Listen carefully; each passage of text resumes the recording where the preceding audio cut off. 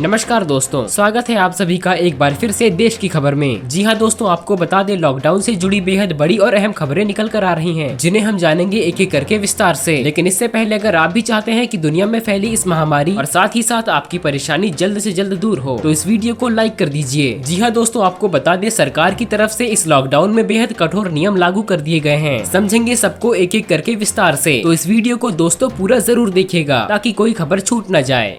दोस्तों, खबरों का सिलसिला शुरू करने से पहले एक नजर डालते हैं हेडलाइंस पर। दिल्ली के बाद अब यूपी में भी लगेगा शराब पर कोरोना टैक्स और पेट्रोल डीजल की बढ़ी कीमत। जी हां दोस्तों, आपको बता दें अब यूपी सरकार भी वसूलेगी टैक्स। क्या कुछ खबर है, जानेंगे विस्तार से। दोस्तों, इसी के साथ ही योगी सरकार का ऐलान, यूपी में कोरोना वॉरियर्स पर किया हमला तो 2 से 5 साल तक की होगी सजा। जी हाँ दोस्तों, आपको बता दें कि अब भारी पड़ सकता है डॉक्टर और सरकारी कर्मचारियों पर हमला करना। क्या है जानकारी, जानेंगे आगे विस्तार से। दोस्तों, इसी के साथ ही अब देश में हर दिन बन सकते हैं 2.5 लाख पीपीई किट और N95 मास्क। जीओएम ने दी जानकारी। जी हाँ दोस्तों, अब आसान हो सकता है सरकार पीपीई किट बनाना। क्या है जानकारी, जानेंगे आगे विस्तार से। इसी के साथ ही प्राइवेट डॉक्टरों को 15 दिन सरकारी अस्पताल में कोरोना मरीजों की करनी होगी देखभाल। जी हाँ दोस्तों, अब महाराष्ट्र में डॉक्टर भेजे जाएंगे सरकारी अस्पताल। क्या है पूरी जानकारी, देखेंगे आगे विस्तार से। इसी के साथ ही सेना को मिली कामयाबी, हिजबुल कमांडर रियाज नाइक को एनकाउंटर में ढेर। दोस्तों, अगर आप इस चैनल पर नए हैं तो चैनल को सब्सक्राइब जरूर करें और घंटी दबाकर नोटिफिकेशन ऑन कर लें। तो दोस्तों, बढ़ते हैं पहली खबर की ओर। योगी सरकार का ऐलान, यूपी में कोरोना वॉरियर्स पर किया हमला तो 2 से 5 साल तक की होगी सजा। जी हाँ दोस्तों, आपको बता दें कोरोना वायरस के खिलाफ जंग लड़ रहे कोरोना वॉरियर्स पर हमला करने वालों के खिलाफ यूपी गवर्नमेंट ने कड़ा रुख अपनाया। अब कोरोना वॉरियर्स पर हमला करने वालों को 5 साल तक की कैद हो सकती है। मुख्यमंत्री योगी आदित्यनाथ के नेतृत्व में यूपी की कैबिनेट ने एक अध्यादेश को मंजूरी दे दी है। इस अध्यादेश के तहत कोरोना वायरस के खिलाफ जंग लड़ रहे किसी भी कोरोना वॉरियर पर हमला करने वालों को न्यूनतम 2 साल से अधिकतम 5 साल तक की कैद का प्रावधान किया गया है।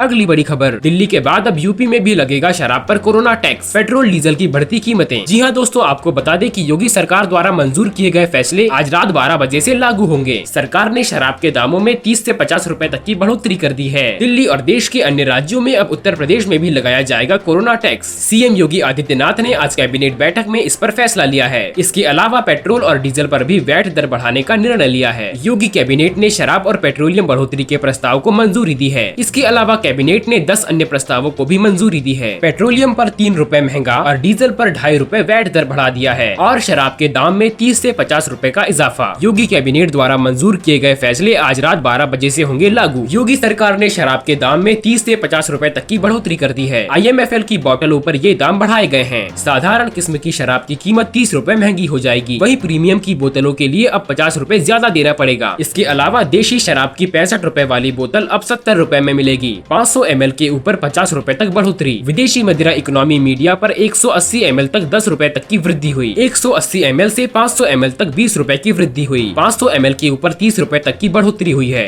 रेगुलर प्रीमियम ब्रांड में 180 ml तक 20 रुपए तक की वृद्धि हुई है। इसी के साथ ही 180 ml से 500 ml तक 30 रुपए की वृद्धि हुई है और 500 ml से ऊपर 50 रुपए तक की बढ़ोतरी हुई है।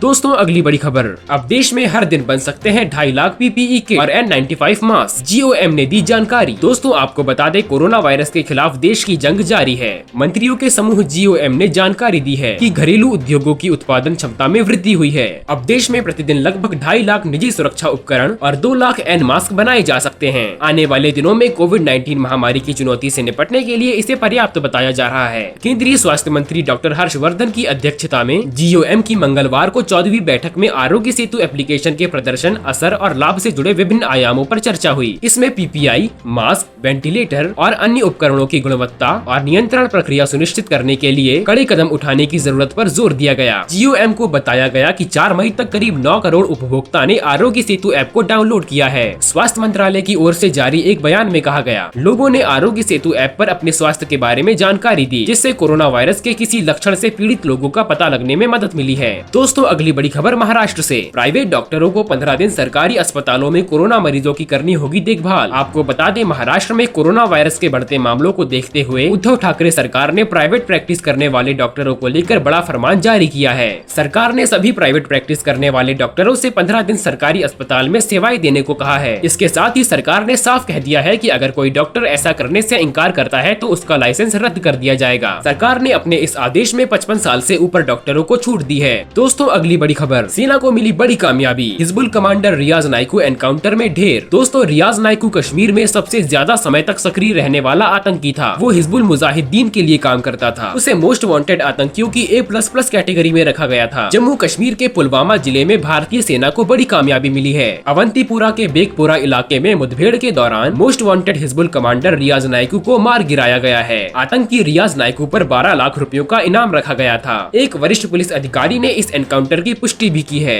सेना के 55 RR और CRPF की एक संयुक्त टीम ने बेगपुरा में मंगलवार रात कॉर्डन सर्च ऑपरेशन शुरू किया था, जो अब तक चल रहा था। इसके पहले सुरक्षा बलों ने जैश-ए-मोहम्मद के आतंकी को गिरफ्तार किया था। पिछले 2 महीनों में ही कश्मीर में आतंकियों को खत्म करने के लिए ऑपरेशन चलाए जा रहे हैं। बीते 3 दिनों में हादवाड़ा में 2 मुठभेड़ हुई। इसमें सेना के 21 राष्ट्रीय राइफल्स के एक कमांडिंग ऑफिसर समेत 8 जवान शहीद हो गए। हिजबुल कमांडर को मार गिराकर सेना ने हांदवाड़ा में शहीदों का बदला ले लिया है। तो दोस्तों, अब तक के लिए बस इतना ही। इस पर आपकी क्या राय है, हमें कमेंट्स में जरूर बताएं। अगर आप इस वीडियो को फेसबुक पर देख रहे हैं तो पेज को लाइक कर दीजिए। यदि यूट्यूब पर देख रहे हैं तो चैनल को सब्सक्राइब कर दीजिए। आपका बहुमूल्य समय देने के लिए शुक्रिया।